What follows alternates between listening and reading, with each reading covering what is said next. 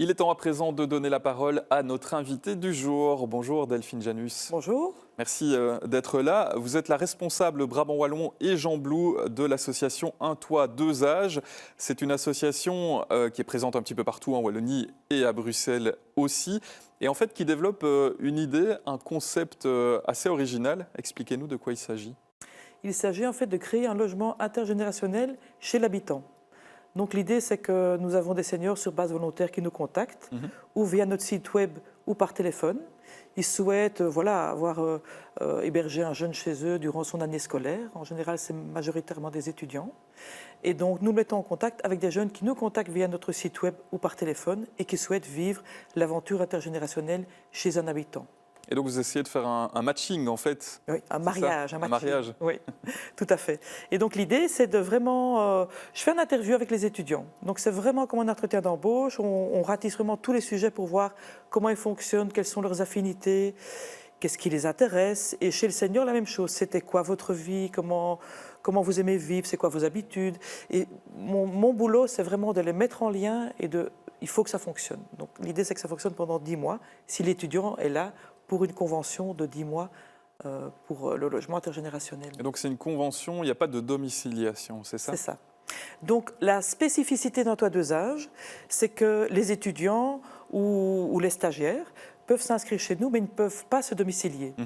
Parce que ça pose un problème, ça n'est pas le même type de convention, c'est une convention d'habitation à titre précaire, ce n'est pas un loyer. Et donc l'étudiant est toujours domicilié chez ses parents, il vit sa vie d'étudiant dans un endroit qui est beaucoup plus confortable avec le senior.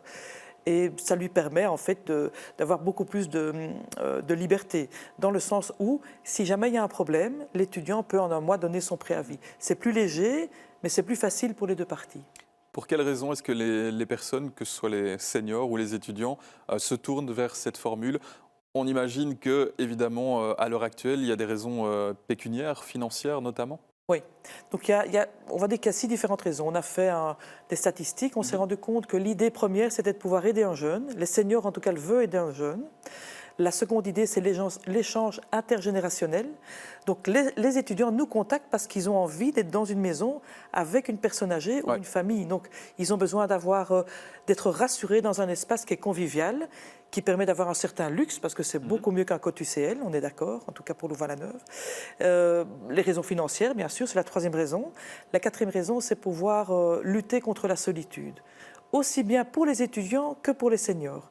Les deux parties ont besoin d'être confortables dans l'espace qui leur est proposé. La cinquième raison, c'est la sécurité, renforcer le sentiment de sécurité. Et puis, comme je disais, aider un jeune est une des choses principales aussi. En Brabant Wallon, depuis que Un Toit, Deux Âges s'est lancé, il y a eu combien de binômes exactement? En Brabant Wallon, ici, je pourrais dire, on en a 4000 dans un toit deux âges tout complet. Je n'ai malheureusement pas le chiffre pour le Brabant Wallon, mais pour toute la région de la Wallonie et Bruxelles, on est à 4000 binômes depuis 2009. Et vous en recherchez encore à l'heure actuelle dans notre province? Oui, je cherche des seniors, en fait. C'est un petit peu un appel aux seniors que je fais maintenant. Et donc l'idée, c'est, si vous voulez tenter l'expérience, n'hésitez pas à nous contacter, ça ne vous engage à rien. Laissez décanter l'idée et ensuite regardez si ça vous convient. Mais on est en recherche de seniors qui ont envie d'une compagnie et d'un jeune qui partage leur vie pendant un temps donné. On imagine que géographiquement, la plupart des binômes se situent dans un périmètre assez central du Brabant Wallon, forcément autour d'Ottignies-Louvain-la-Neuve, avec les hautes écoles, avec l'UC-Louvain. C'est ça. Donc j'ai un peu moins de logements à Louvain-la-Neuve. J'en ai peut-être 4-5 à Louvain-la-Neuve, mais le reste de mes binômes, j'en ai 41 cette année-ci, se situent à Wavre, à Ottignies, à Chaumont-Gistoux, à Grédoisseau, à Villers-la-Ville. Et donc, on essaie d'avoir une géographie de proximité avec les transports en commun. Oui, bien sûr. Pour moi, c'est très important. Très peu d'étudiants maintenant ont une voiture et donc je dois leur proposer un logement où on est quand même à maximum une demi-heure de Louvain-la-Neuve. Mais il y a une volonté, vous me le disiez quand on préparait cette interview, de développer des logements intergénérationnels aussi ailleurs, à des endroits peut-être un peu plus excentrés, un peu plus ruraux.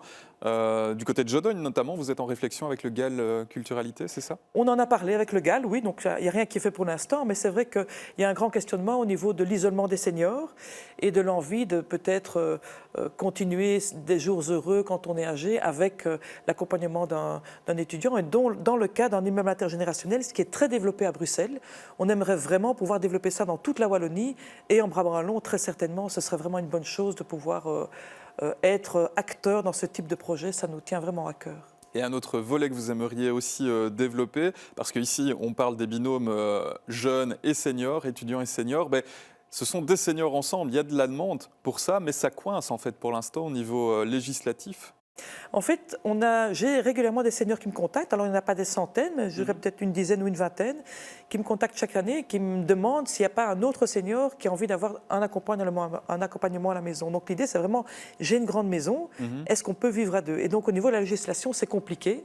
Pas qu'on se retrouve, parce qu'on se retrouve avec deux personnes qui ont un revenu, une pension par exemple, ou peut-être même encore un travailleur.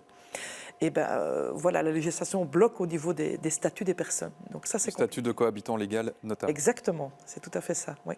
On espère que ça évoluera. Et pour les personnes qui seraient intéressées par votre initiative, on renvoie évidemment au site internet d'un toit à deux âges. Merci beaucoup, Delphine Janus, d'être venue nous en parler. Je vous en prie, merci. Merci aussi à vous de nous avoir suivis. On se retrouve demain pour une nouvelle édition de l'Actu BOE. D'ici là, passez une excellente soirée. À demain.